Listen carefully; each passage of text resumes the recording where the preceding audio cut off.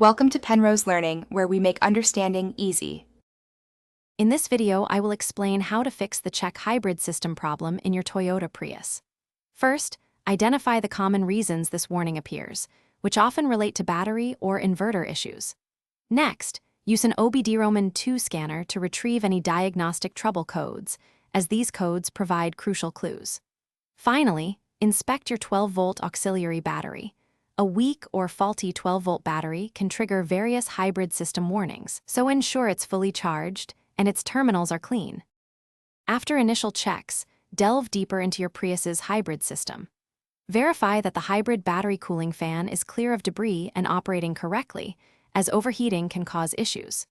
Then, check the inverter coolant reservoir. Low fluid or a failing inverter pump can lead to serious problems.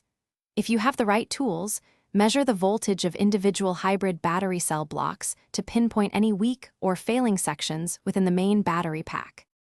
When a specific issue is identified, focus on targeted repairs.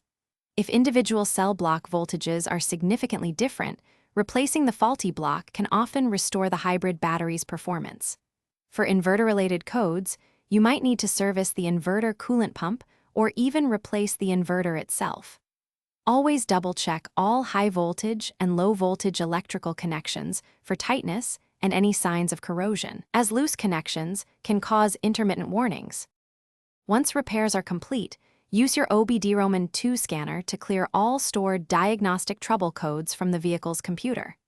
Then, take your Prius for a thorough test drive, paying close attention to how the hybrid system performs under various conditions.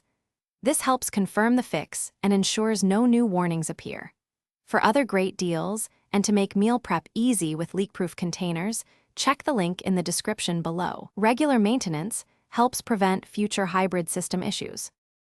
Thanks for watching. If this was helpful, leave a like and consider subscribing. See you next time.